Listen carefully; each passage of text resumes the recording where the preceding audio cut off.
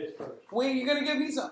I'm sitting down Just on came out. Gerry Granelli's couch. Yes. Just hot off the press. And he's giving. Oh wow! The Gerry Granelli trio plays Vince Guaraldi and Mose Allison. Wow! I know someone who's going to freak out when he sees this because he's the one who told me about Mose Allison. That's fantastic. Yeah, he was. Cheer! You're welcome. Oh, I love it so much. Thank you. It's vinyl. I mean, you can play vinyl, right? Don't say that. Don't say it like everybody has a record player. No, I don't. I assumed you would. How? I know because I'm cool and hip and do No, because you're like a working artist. I don't. I cannot even handle you right now. Of course I don't have a record player. I don't have a record I player. seem so cool. Are you going to do something? Yes. What are you doing? I don't have a record I player. put this here so that everybody sees it all the time. I used to have to go over to Halifax Shopping Center to listen to my records. Oh my goodness. No, like I have something that can play CDs. Well, the CDs will be coming. Right? Like I have that. And I play your album all the time. All the time. Oh, wow. Welcome to the Gerry. Oh, I love it. Thank you. Now tell me about this art in the name of Dolly. Yes. It's a young guy out of New York who used to play weird rock and roll. But he's a great... Look at that. Oh, but look at the back. I know. Oh, can we just check out that swagger? Gerry Granelli's. That's Jamie Safton, Brad. Oh my goodness. But it's this company in Italy, Rare Noise. Thank you for this tea. And they actually do it. Open. It's open. Wait. This is amazing. Haven't been treated like that This is amazing. for a long time in Look the at that. record company. Who actually takes care of blues. I guess you're wondering what the tracks are, and here they are listed. I'm just gonna throw that there. That's amazing. This is the one that I wanted you to sing for sure. It's Okay. Cast Which Your one? Fate to the Wind. Cast your fate to the wind. That's amazing. What's the text? Is there text? There's Am I writing the words text? to it. Okay. You can put any words you want. But then there's this. These are Moses. Okay. And this is a beauty that it doesn't. It's bossa nova. Star Song or Star Song is a bossa nova. Yeah. Okay. And that was Miles Davis's favorite tune. He used to come in every night and say, "Play Stars, play that song I like, motherfucker." So you're quoting Miles Davis. Yes, I am quoting I Miles just Davis. wanted to point that out. That's not normal, Gerry You Granelli. come in. I've not quoted Miles Davis. Like as in I was in the room with him when he said it. Repeat for me, please.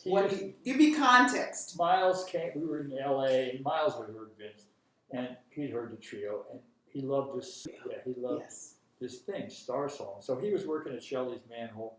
We were up the street working, and Miles would time his intermissions. This is in L.A. L.A. Okay, go on. 1960. Shout out to L.A. 1960. So like yesterday. Yeah. So he would come Looks in, about the same. and he would come in, and he would sit like this far from the piano, and he'd say, "I play that song." Vince would play it, and sometimes they would talk. And Miles, in only Miles fashion, he said, "Hey man, play that song. I ain't come here to talk to you." I didn't come here to tell you, man. Yeah, I'm bringing it closer. But it was great. And They you had would- a wonderful relationship. So it was far out. Miles was sitting there listening to this band. Now, tell me what it's like to travel at that time with black people. Well, Like you're the white guy, like you're the token white guy. Like, Okay. Are you just going ahead of everyone, or are you hiding in the back? What's the dynamic? First time I went out, the first time that really happened to me was there was a big band in San Francisco. I was 18. Just for everybody watching, Gerry is in my bubble. Just so you know, we're sharing a bubble, so there's no. Everybody's good. My kids are good. He's like, he's not pickled because he literally has done. We'll get onto that later. Yeah. My sweet Buddhist, but go on. But I was 18. Yeah. There was a band in San Francisco called the Buddy Heil Big Band. That was all a black band.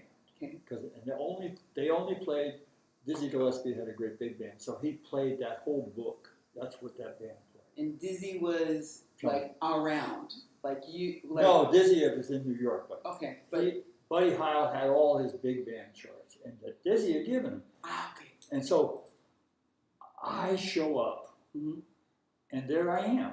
It's like a big band, 16 people, all of them different color than me. Well, then in that case, back up. Well, I don't even know how.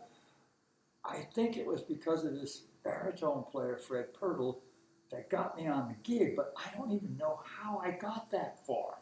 But how are they in the world? What are you observing about what is possible? I mean, clearly they're geniuses, but like just speaking purely about race. Oh, well, I mean, yeah, but you have to realize that I was completely self-conscious. About your whiteness? Yeah. Oh, yeah. That the last thing I wanted to do, definitely, yeah. And this is weird to say, but it was to sound like a white drummer. Yeah, nobody wants to sound like a white drummer. Well, I mean, I think we can all agree. Later I could claim it, I could actually acknowledge it, but at that time, so I went and I made all the rehearsals. Turned out my 5th grade grammar school teacher, a man named Alan Smith, who had been on Basie's band, great lead trumpet player. He was the lead trumpet player. Okay. So I walk up to him and I said, Mr. Smith. And he's like, what? And I said, you might not remember me. And you're how old at this point? I'm 18. 18. And he goes, oh, is that really, that's you? I said, yeah. And he said, oh, goddamn. And he was just blown away. So now he's the lead trumpet player and the drummer are like, they have to play together. Mm-hmm. So first thing Buddy Heil does is take all the music away from me. So I have to learn this whole book by ear. I love that. And he goes, look, when I do this, that's a bass drum. If I do this, that's a rim shot. Wow. How much notice does one get? None. So you're like, oh, this is what I'm thinking. If that is the symbolism, it's going to happen in time, but is it 2 beats before, or is and you have to? There's no, I mean, that's just the rule. Did you get to the place where you knew what he was going to go for? I got to the place when I knew the music. Okay. That's even better. And which was the best way to learn music is by heart. Right? Yes, of course. But I was counting on the fact that I could read. Mm-hmm, mm-hmm. But he didn't want the way I played. Yeah. When I was reading. That is a very important thing.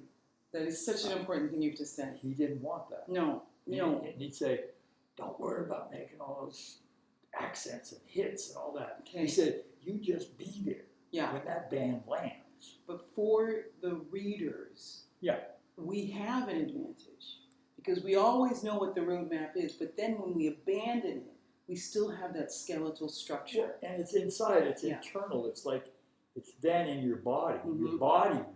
Yes, absolutely. Your body's taken care of. I mean, I can play music that I played 50 years ago. Yeah. And I play it exactly the same way. Yeah. Because my body knows what has to be done.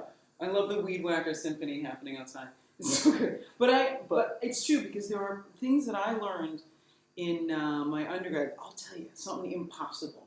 Like the Measha poem pour me. Right. And I learned that and I memorized it. I just knew that there was no way. And then I do take the orchestral score whenever I sing it. Because there's book 1 and there's book 2.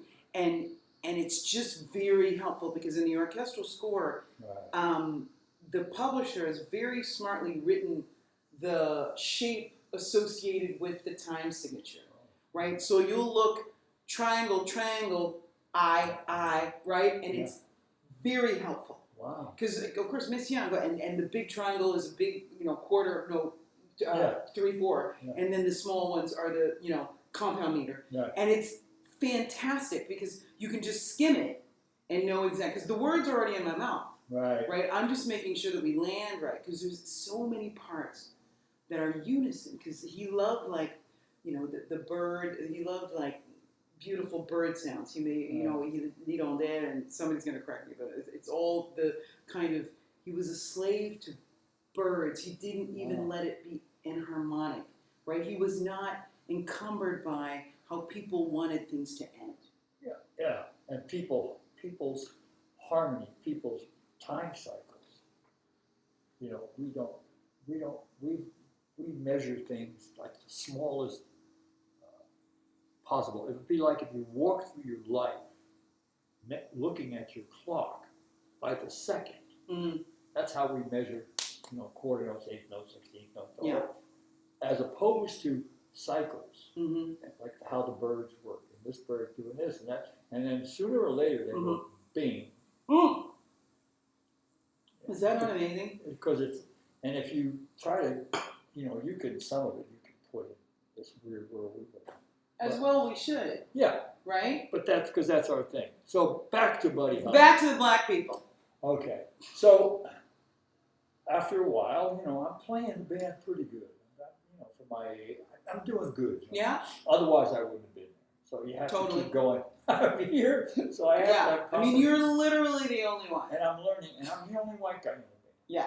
So we go out on this little tour in a bus, and we go up to Salt Lake City, which was very segregated.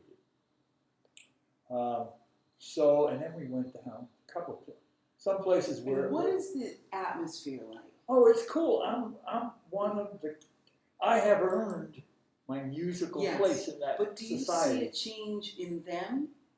I'm thinking that they're massive bosses on stage, but when they are moving amongst the gen pop, I'm wondering if you ever saw a shift. Yeah. You got to be careful, and you can't go. It was very clear.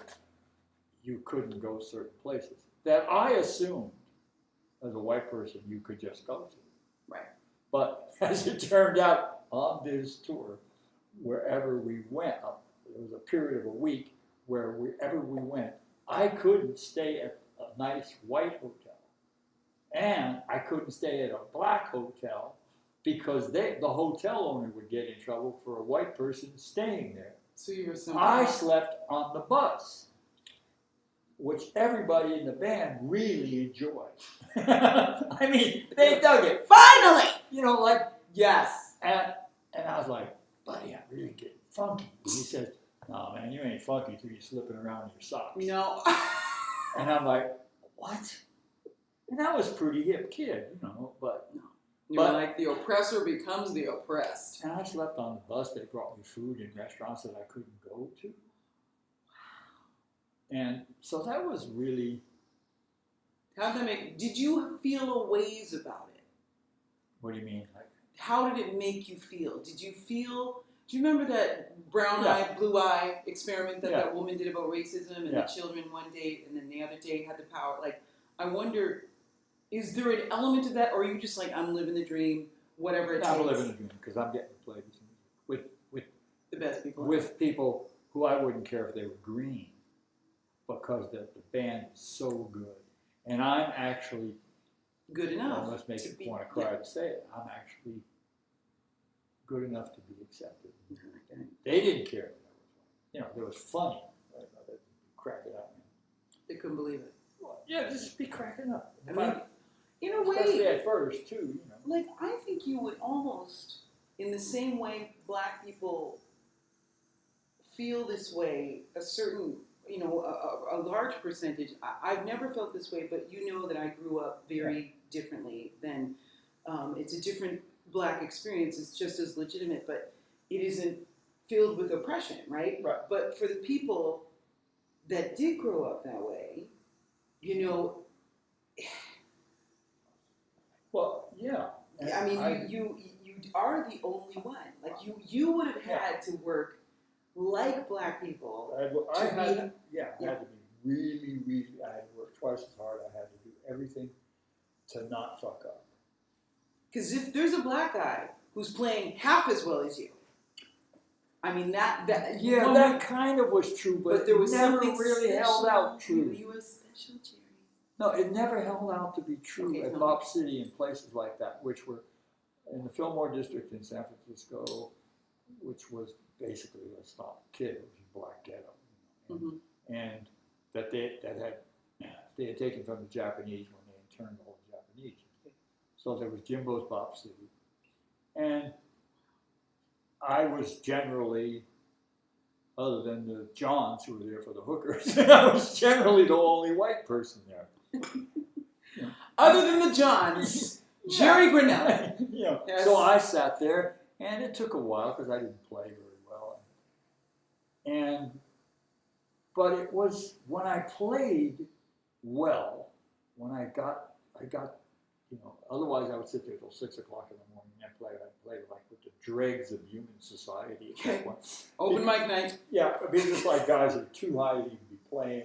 But I'd stay because You needed. Yeah. And I need to get people to know that I would stay that long to play. And sooner or later I got better. I even got that gig. But that took a while. And we're talking the span of? 2 or 3 years. Years dedicated. Yeah. Just like going there. And Jimbo was very tall, beautiful, cocoa-colored skin, like just had all, cream. Yes. And he was always dressed well and stood at the door, and right above him was this picture of Charlie Parker.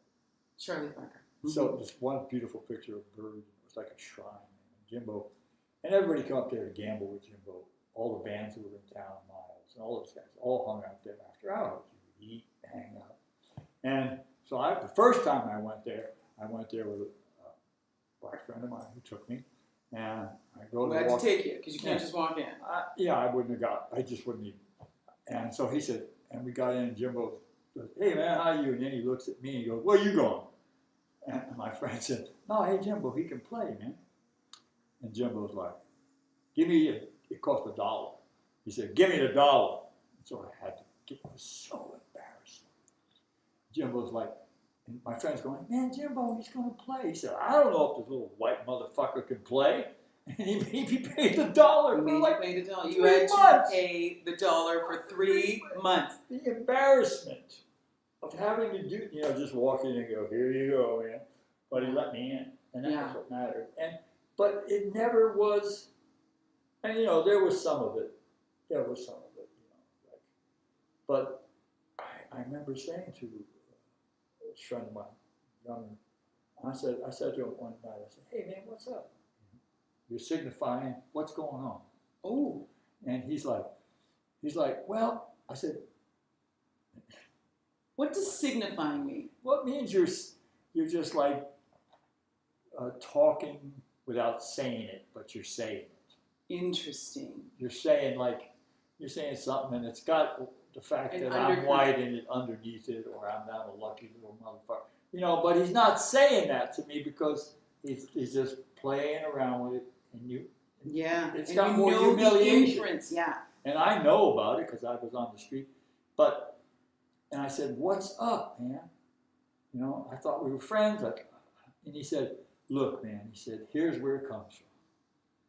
You're down here, and I know you love this music, and I know you want to play it, and you're getting better." He said, "But you know what, man? You can leave here and go work a $50 hotel gig, and I can't. Sometimes I don't like you for that. But you come in here and you want to take my gig. You don't have to. You have choices. I don't have a choice." And that was really important. And it was important to realize I could momentarily be in situations, but I would never experience that. Yeah. I had to make musical choices like that. I would just say, "I'm not doing that anymore." But that's still a different choice. That has privilege already in it. And he was just like, "We're cool. But this is why when you feel that shit, that's where it's coming from." And he says, like, I can't control it.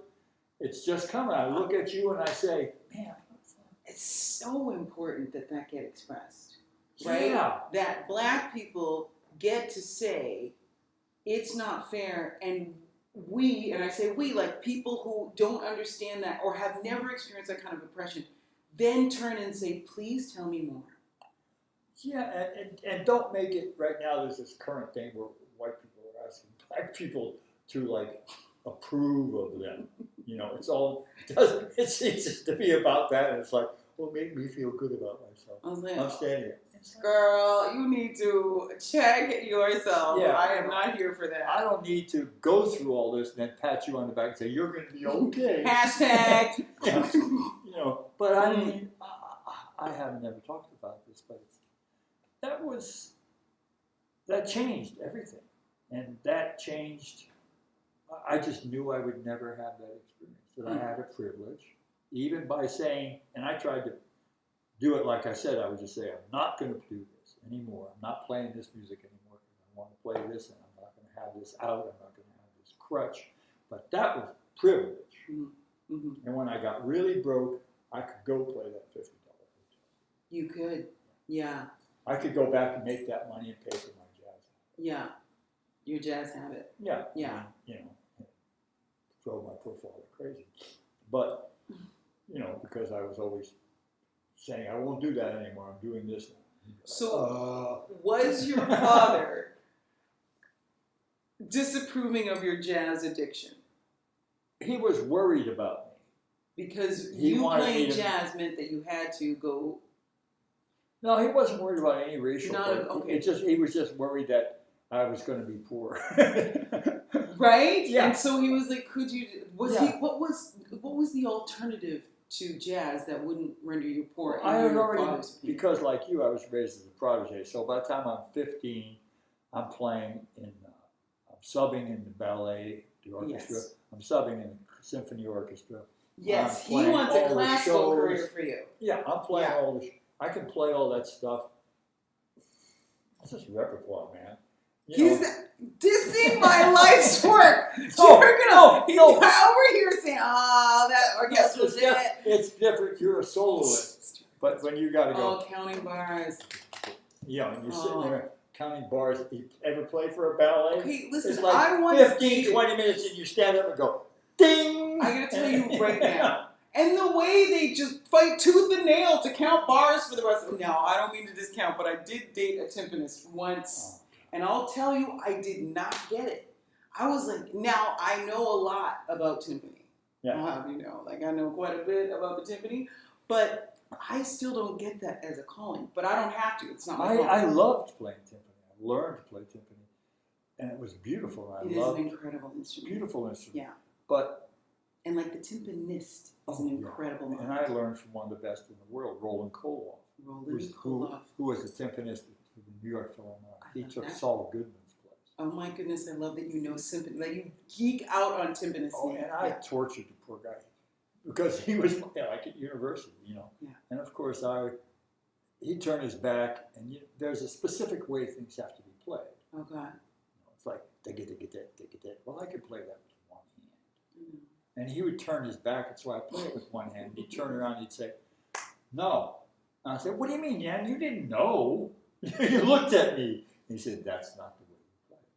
Interesting. And he gave me a D in my percussion major Yes, class. he did. Yes, And he then we did. became good friends because I did see what he was talking about. I did see it, and I did submit to it. But This is a beautiful thing about the classical aesthetic, right? Because Yeah.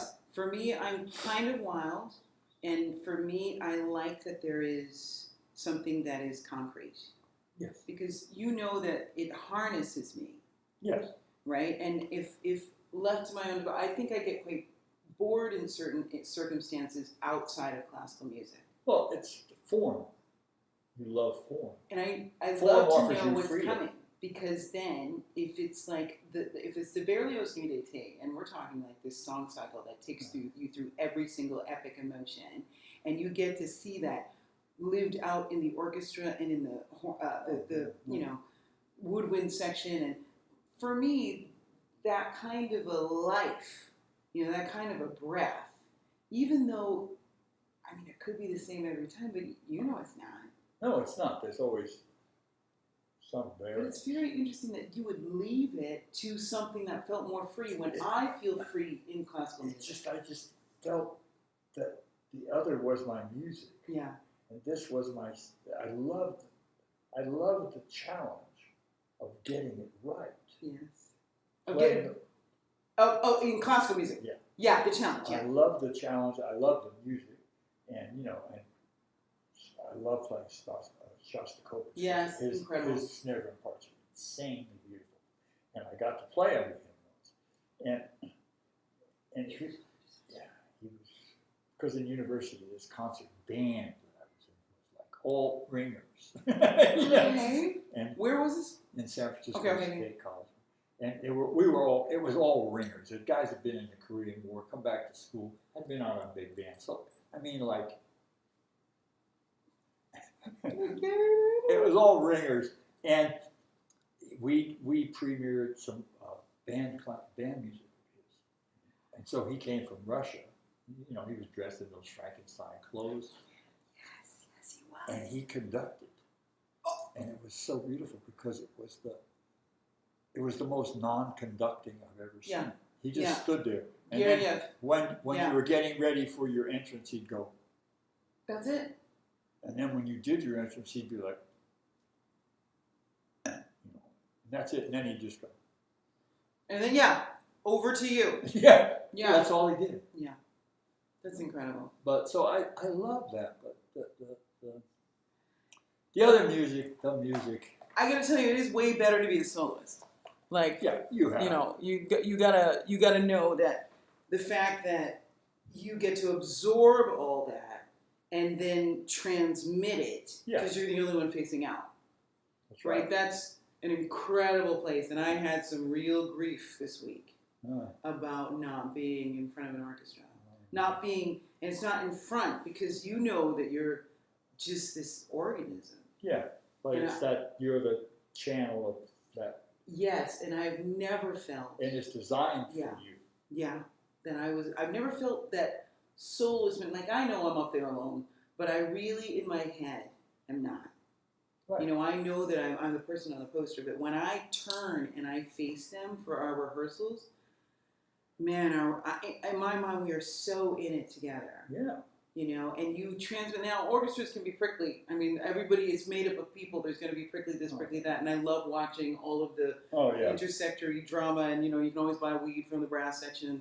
You know, everybody has their character. Viola jokes. Viola jokes. And then, you know, I have so many, like, the people that you know you can party with and the different sections and who parties with who and all that. That's all. I love all that. Yeah, that hive beautiful, mentality. wonderful community. Yes, and there is a lot of which hate each other. I mean, they're unhappy some of the time, but some of the time, you know, one of the happiest orchestras is in it's in Sweden. That's so bad. Because right now the other happy place is Trondheim. I think that generally the Scandinavian orchestras are happy because they're living. I mean, of course, they have a decent. Anybody can find a way to be unhappy, but in the sense that their lives are legitimized and they can have normal. Feel like there's a normal sense of income. They're not like starving. They're not fighting. They're not. You know what I mean? It's kind of like it's considered, you know, a normal path. Yeah. You know, of course, there's always going to be people who see a career in music as a risk, but they are. It feels more normal. Maybe just because I love to hang with Norwegians and Scandinavians in general, but it's more of a. It's nothing. No, it's a good. Yeah. Do you know what I mean? Yeah. Like, it's in a way that you breathe music, and you know it's important, and they herald culture, and they make it a priority. And so when somebody is an orchestral musician, it is a wonderful thing, but it's also like. Yeah, I mean, as a jazz musician, I just resented it. I mean, I you know, it's like there it is again. You know, I have a lot of classical musician friends. You know what I mean? But I resented the fact that the system took care of their asses and didn't take care of us. And you're going to answer the question as to why? Because jazz is performed mostly by black people, and it's considered. It was the devil's music. It was always had this. And the genre was vilified because of its association with prostitution, evil, black people. I mean, juke joints, all that across the river. Church didn't dig it. You know, Buddy Bolden. If you read about Buddy Bolden, the trumpet player, he was the archetype for all jazz musicians from that point on. You know, he was just leading the life that we all thought was great. cut hair during the day. He never slept. He went home, took a nap, made love to his wife, and went out and played all night. All right. Came back, did it all again. That's what I wanted to do.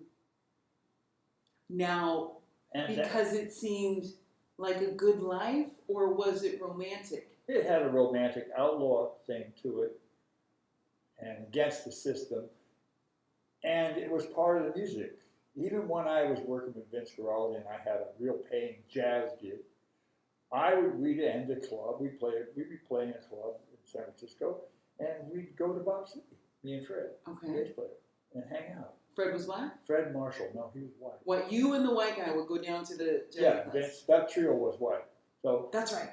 that's why they never I'm looking put, at this. But that's why they never put Vince's picture on the first albums, like Samba de Orpheus, where the hit cashed. They never put his picture on because that record was crossing over into the black market.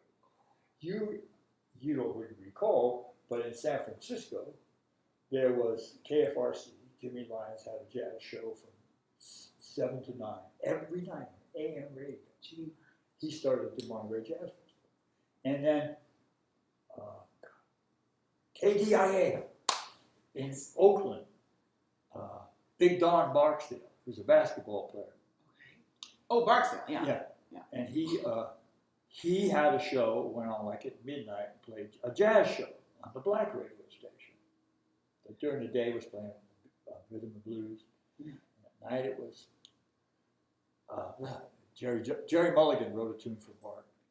Don Barksdale was Bark for Barksdale. It was ba-ba-da-ba-da-boo-dee, ba-da-da-ba-da-da-ba-da-ba-da-ba-da-da, ba-ba-da-dee-da, ba-ba-da-dee-da, boo-dee, ba-ba-da. You know, it was like a great little melody. Nice. And anyway, so there was two, and so Vince's records crossed over into that market. So they didn't put his picture. They didn't put his picture because they didn't want to ruin it. Yeah, they didn't put his they picture want on to ruin the record cover. Yeah, yeah. It was like when Baba Mal did the collaboration with that annoying Celtic band, which I'm not going to name because I don't want to, talk smack. But I remember thinking that I really didn't like that band. But then I heard this recording that they did with this incredible South African singer, Baba Mal, and I was like, oh, damn it! I'm going to have to give them a chance now! Yeah. I had to go back. I just remember the name. Anyway, I get that you, honestly, it's in my career, I've never had to feel like I needed to present other than I was. Yeah. So there is a privilege to that. Knowing that you completely whole as you are, the color you are, the height you are, the size you are what is needed. Was it ever a problem? No. But that's my parents. That's not the market. No, the classical music industry is going to eat you up and spit you out. Yeah. Like any worldly system will do that. Yeah. But your parents will tell you and instill your value. And of course, then my faith, of course, is what defines me. My God tells me you are precious, you are gold, you are, I know that. But that's because my Father in heaven sees me that way. Right. So it's like, I know that their self-esteem plays a large role in how people see you, and your self-esteem is influenced first by your parents, right? So ergo, I feel like if we're pouring into our kids, and if racism is a spiritual issue, then teaching our children to value themselves is what's going to allow them to see the value in other people, which is going to be the root cause of why we can't hate people. Yeah. But see, I didn't get a lot of self-esteem from my parents. But you're still a child. How are you fighting that as a child prodigy? You're just like a Rage Against the Machine. Yeah, the only praise was when you did shit perfectly. And of course, nobody could do anything perfectly. So, of course I was a child prodigy, but I had migraine headaches at 8. Yeah. He was like, I was paying dues for that.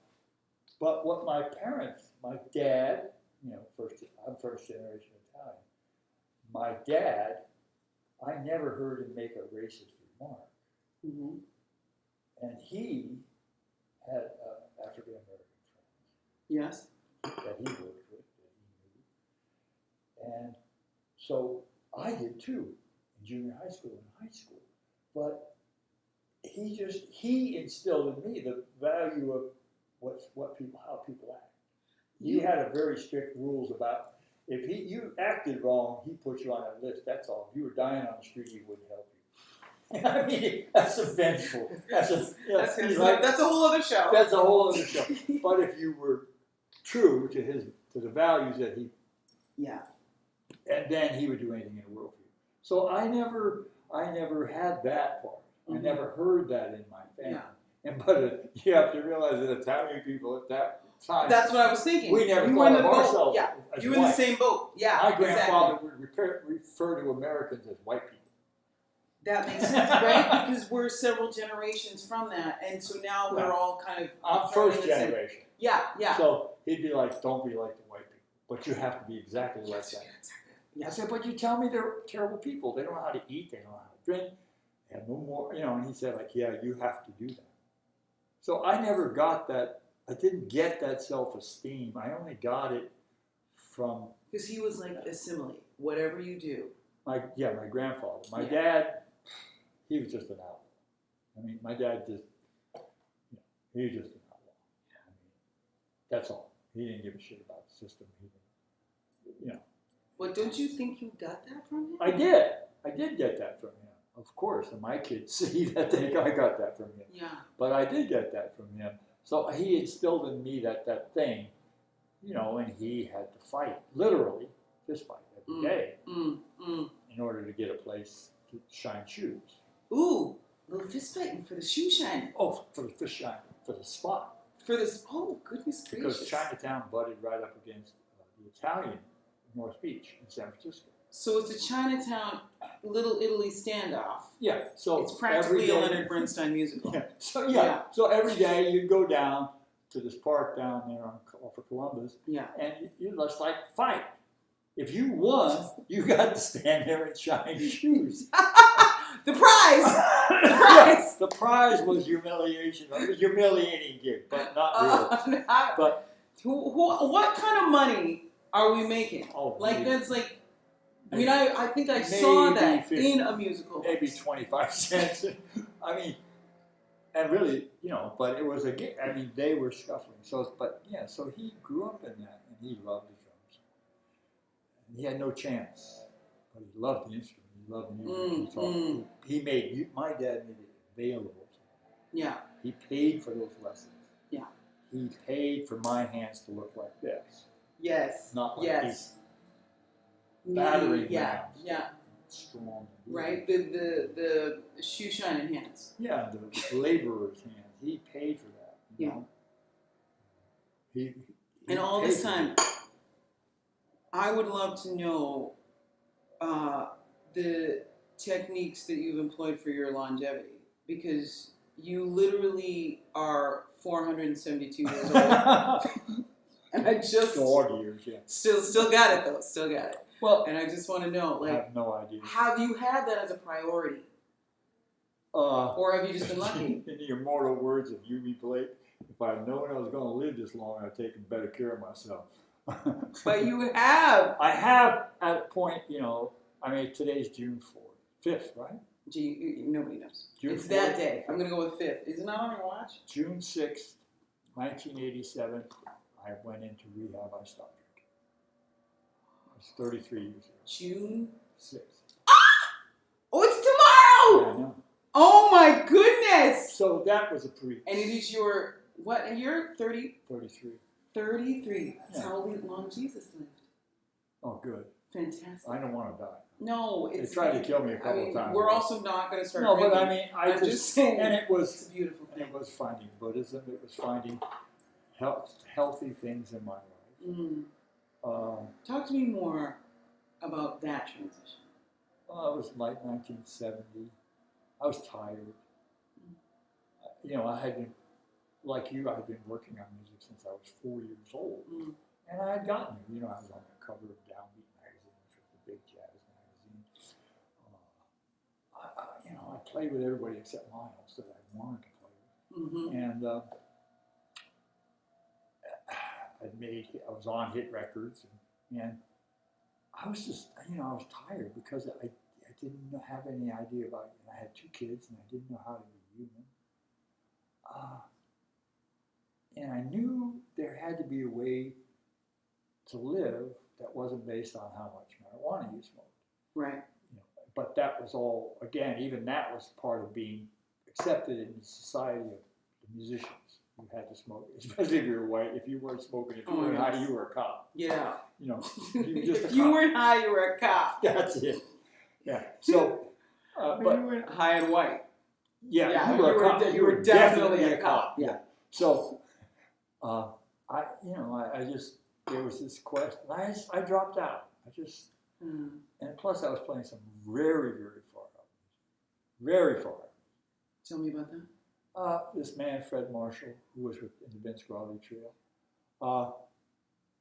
he and I just formed this partnership that lasted about 15 years. And he invented this instrument called the megatar.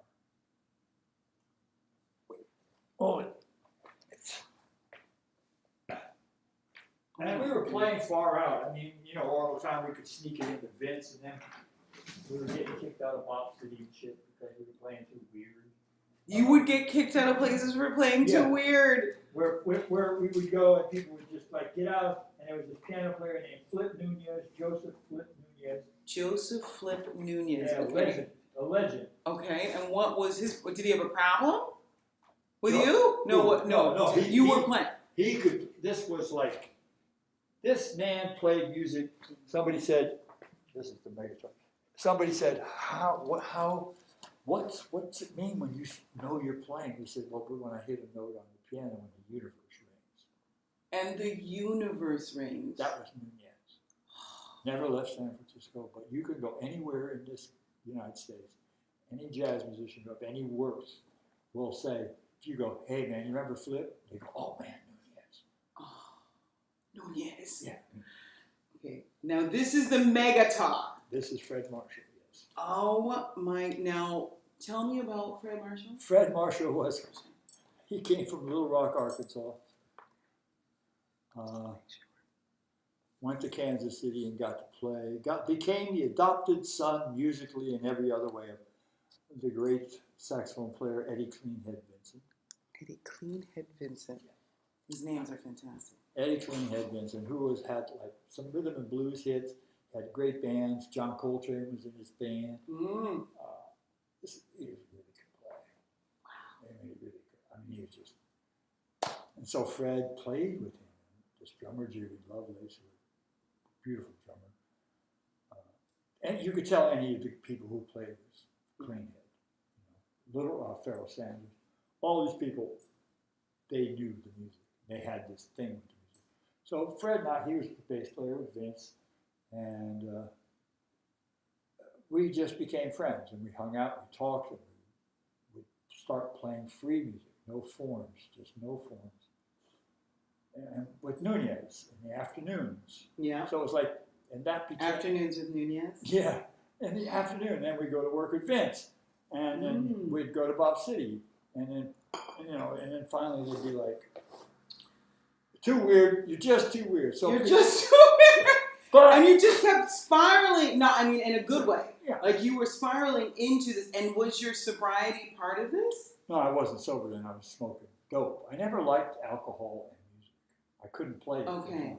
We definitely differ. I can't relate. But go on. No. I mean, not. Okay, I have to say this though because it is important that for me, when I am in a classical way, because it is so deeply ingrained to me as a training ground from my childhood, nothing messes with it. Oh yeah, but alcohol messes with my reflexes. Oh yeah, exactly. So anything in my system in a classical way, like I know I'm a purebred. Yeah. Like you can't. I don't mess with it. No. Yeah. So, anyway, I was just the other stuff. I was tired. And I mean, I was through, and we were playing this weird music, playing with a light show. Yeah. Please tell me. We invented this form, this thing. Are we talking like neon 69, lights? 68? Oh, we're talking like liquids, like, I mean, his whole form with these great painters who improvise is another story. But we are going to get to my paintings painted by you in a second. But go on. no, but that, Yeah. that So anyway, you were like, I'm I was tired, tired. enough. and Right? through Fred, I went to this talk of this Tibetan teacher, Choyam Trungpa, in San Francisco. And as Say soon his as name again, because I know people. Choyam Choyam. Trungpa, Trungpa, and he's amazing. And I heard him talk, and I just went. I knew because, you know, if you have the gift of knowing when you hear musical truth, Sure. that's a gift. Yeah. And when I heard that, then I just went for that like a heat-seeking missile. Yeah. And I heard that in what he was saying about being a human being in the mind. And I just went for that like that, and then was able to get very close to him then because there wasn't that many people. Mm-hmm. And spent 17 years with him. So how is that time spent? Is it in meditation? Is it in sitting at his feet, like in a discipleship way? Mentorship? I don't know. All of that. But he was what's interesting is he was the only teacher at that time who loved Westerners, liked our mind, understood our mind. Because he's from Tibet. Of course he is. Run out by the Chinese communists, escaped, walked across Tibet, saved all these people. That's a wonderful story. But he was the one, I'm like, I want to drop out. And he's like, no, you have to go back into music and make it better. Yes. Because you're like, that's where my addiction is. That's where my boredom is. That's where the music is. And that's where I can apply. He's saying, no, you don't get to just get enlightened, man. No, you don't. No, you have to serve. And already I felt he was. But he's like, it's no big deal anyway. You got to serve. If you're not serving, useless. Roll over. Yeah, you're you. I mean, sitting at the Guru's feet in these times, in this climate, dark ages that we're living in. If you're not serving, what you're not helping. If you're not know that you're privileged, not have guilt about your damn privilege, but use it, then. And he was very much into that. He introduced these things called the Shambhala teachings, which were very secular. Huge here in Nova Scotia. Yeah. Huge. And which were secular, you say? Yeah, they were just like about living how you live as an enlightened human being. So he was all about that. So, I served, I lived with him, I did other things, started other things. But and during that time, music I didn't have that drive. I played occasionally. Living on food stamps. We were fine. People would call and say, hey, man, can I study with you? And I'd be like, oh. And finally I'd go, hey, man, can I study with you? I'd say, okay, it's $50, which in 1960 was a lot of money. And they'd say, oh, okay, cool. And then somebody else would call, and I'd say, that's $75 for a lesson. Then you go, oh, okay. And I'd be like, so I had some students, and I never knew who was paying what. I got up to 100 with some people. And, because I didn't want to do it. You didn't want I know. This is a very good time for me to mention my Patreon account, where for the first time ever, I'm offering lessons because I have time to actually devote to, because the fly-by-night teaching thing was never my jam. I feel like people need to be investing. You need the space. Here, you and I are committing to Tuesdays at 11. We're committing to a time every week. And I love that because your time should be spent incrementally finding out new things about yourself. Yeah. If we want to play together, we got to spend some time together. And we got to find out what that music is that we will make together. And that's a fascinating topic. That's amazing. It's my favorite part of the process. Yeah. And we will find a music. We know we can play together because I played on your record. But and I listen to it all the time. but we know I can do that. I know I can play for you. But to create. But where is the... Yeah. And I'm very curious because you have one of the best instruments I've ever heard. And so I'm very curious to to hear what note you want to sing, how you want to sing it. How does it get that bell? How does this start? Gerry Granelli, I'm very excited about this. Well, I mean, yeah, because, you know, I mean, we're just in this formless form. But the bells are a form. Now, in my head right now, I'm trying to conceive of a song, which I know is the wrong move. No, do everything about that except you know. See, this is what's beautiful. Yeah. It's because you've been trained to play fantastic compositions. This is the thing. I have been trained to play fantastic compositions not knowing what they are. Yet. Yes. And That's what I recognizing want. as I That's go. what I want. So that's Okay. that's our ground. Yes. It's the love of composing. Yes. Like the love and excitement. And respect for Yeah, and respect. composition. Because I believe that, you know, even the classical composers you've mentioned do the same thing I do, but I do it in present tense. That's right. That's all. That's right. Now, I tell can't me erase this, it. you obviously can recreate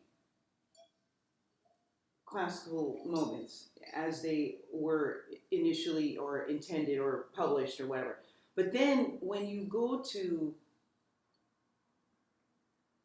compose in the live space, how do you know, and I know this is a classical musician's question, okay? How do you know when you've done it? You either are, you either have, or you haven't. You know, how do you know you're singing? How do you know you're singing? I know, I mean, you know, it's like, you know what? duh, like dummy. what? You either know you did it right or you didn't. But the question is, like, what is the measure of success? Like, Same as you. I mean, we get to the end and we're like, okay, Yeah. I say that was good. It's like me calling my album jazz. I call this jazz. Yeah. And anything, see, that's what, when we were talking about how jazz is not a form. It's not a style. Right. Jazz is a way of life. Jazz is a way of living. Jazz is a way of looking at music. Classical music is not a style when you hear it done properly. It's an approach. It's an approach. It's a way to get to that point of It's humanness. a vehicle. And to, it's Yeah. just and that's, Absolutely. that wasn't why I played that music, but it wasn't the music that roused my heart. Yeah, no, it definitely, it is the frequency of my soul. Yeah. Like, and this will be the frequency of our souls, and I get that that's what we're... And I find, you know, that Shostakovich's drum part appear on the record somewhere, and I'm just playing. But that was the misunderstanding about the jazz musician, and that was racially based, because these were really smart people. Mm-hmm. No, I mean, No, really if you can come up with a music that's so hard to play bebop, it's maybe the hardest music ever. Tell me why. Because, I mean, you know, you're playing at a tempo that's going like this, right? And the changes are moving every 2 beats. You dig? And you have to keep track of the form, which is maybe 12 bars, 16 bars.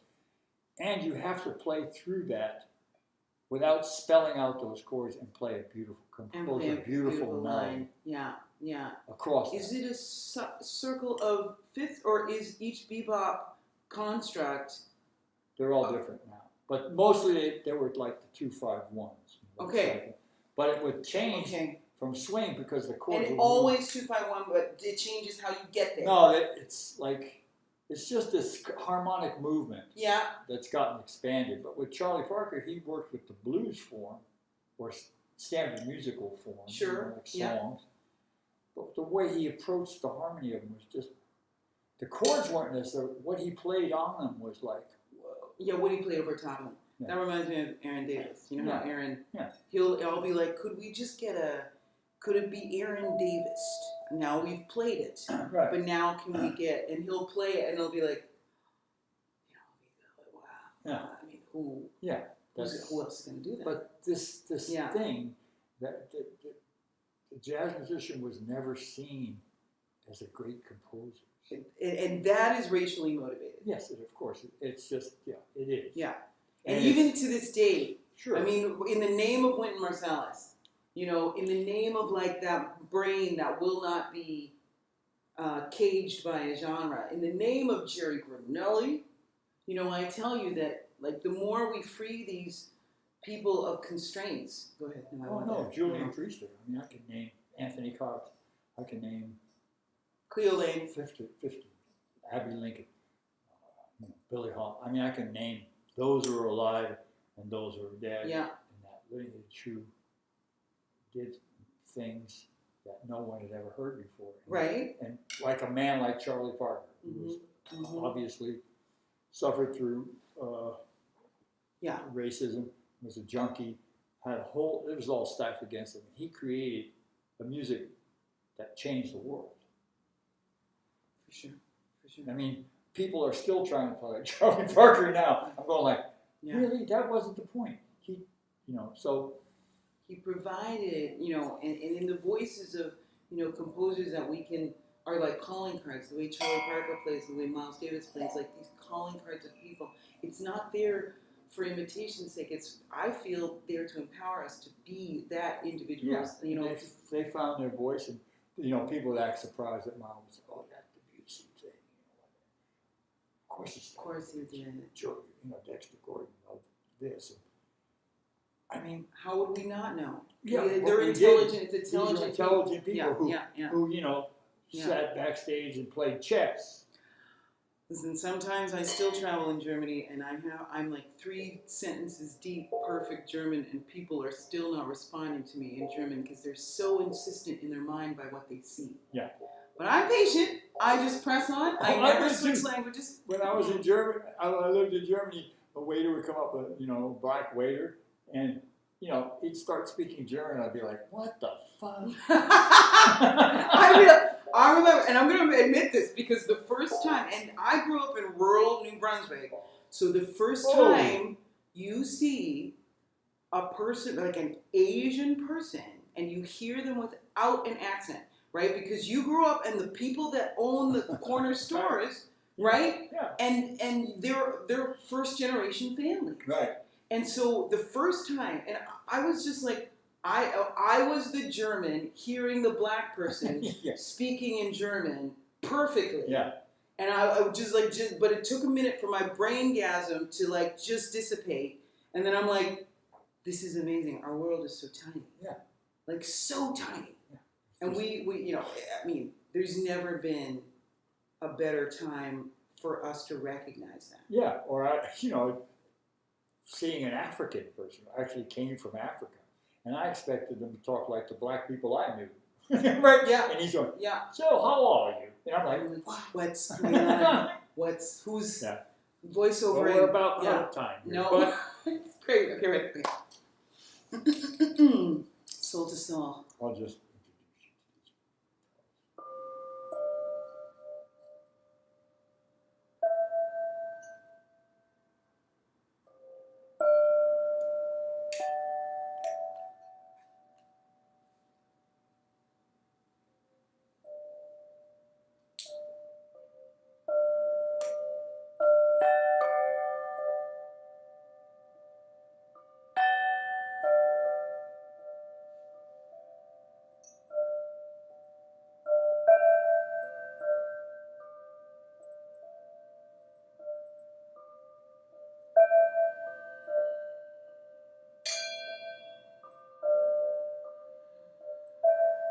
I'm not going to change it.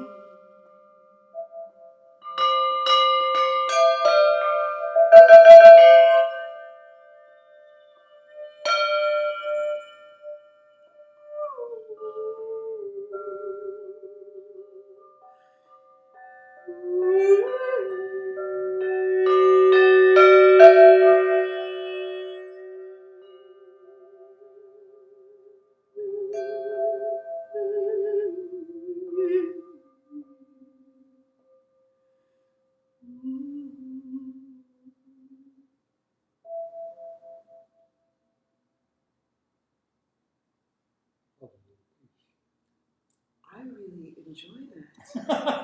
Like a top. You act so 10 hit. surprised, like you wouldn't. Yes, I feel like that was a top 10 hit from like the 1940s. I feel there's like a Schoen second Viennese. Yeah.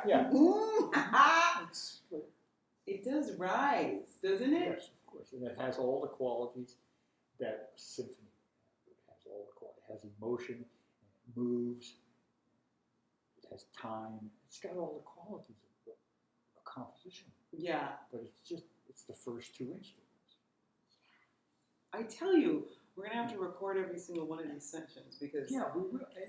but I mean it's gonna be so great to explore. Yes, and to find where those things are. And like just telling you, I'm going to stay here. No, I'm not honestly, moving. You can't go anywhere. No, I'm not moving from that. From that, you are moving. I said to you, I'm not saying that now. Moving. Yeah, I like it. Stay right here. Yeah. Come into this space, and I'm like, oh, here's the door. I'm just gonna walk. Come on in. Yeah. Okay. It's like, I mean, I think that's important. When when you're playing with people, and you go, look, I ain't gonna let nothing bad happen to you. Okay. Yeah. Yeah. If you make a mess. I like that there was a beat. Like I was like, and it was laid down, and it was always foundational, and it's where I could hang. Sure, and that's a compositional choice. Yeah. So even in the spontaneous, in the music of the moment, you're still making because this is where students get confused. They go, oh, it's just all the same. No, I'm making compositional choices. Hopefully I'm not making I want choices. No, exactly. As you kind of navigate what your next choices are, I want them to be motivated by compositional choices. Yeah. Because whatever, it's like I always say, when I get Gerry Granelli, when Gerry Granelli shows up to play music, the music really suffers. Because Gerry Granelli has a lot of needs.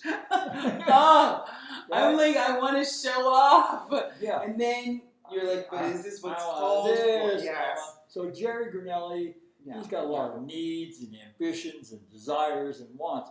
But when I show up with this instrument, then I can serve the music. Mm-hmm. That's what we need. And I think that's our contribution to a community. Because sometimes people think your instrument is what you play, but it's actually what you bring, right? Yeah. This is the first instrument. Yeah. So I have to have my body and my mind and my heart all in one place. And I have to be able to synchronize. Nobody really does that without a lot of hard work. Yes, that's training. Right? That's craft. That's the point, right? Like, and it's something that we talk about. What time is it? Oh my goodness, you have to go. We're gonna end this, but I just wanted to. No, it's craft. It's craft. It's discipline. It's craft. It's lonely. It's hard.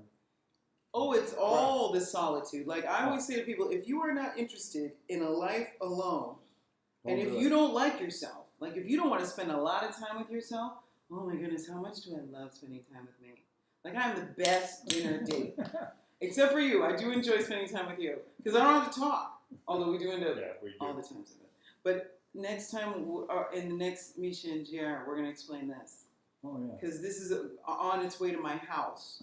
So have a good look. I always think of things in threes, like the Trinity, the Holy Trinity, Holy Spirit, Son, fully human, fully God, and the Holy Spirit. And so I tend to collect art in threes. This is the first one I did during the virus because it's like how it felt, the world felt. There's no ground, you're just below the ground. Yeah. Tell me, okay, listen. To me, this is a dancing gazelle. Yeah, That's just ordered pizza. That's the pizza here. Okay. Now tell me what this one is. That's just This is like crayon. No, pencils, pens and. There's a great guitar player, Bill Frisell, who he does this kind of work too. But I started, and this was titled "There Ain't No Virus Here." Ain't no virus here. And it's just kind of came out as a place, and then I would see a face sticking out of these little crayon things, and then I'd make a creature here. There's a guy sitting in meditation here.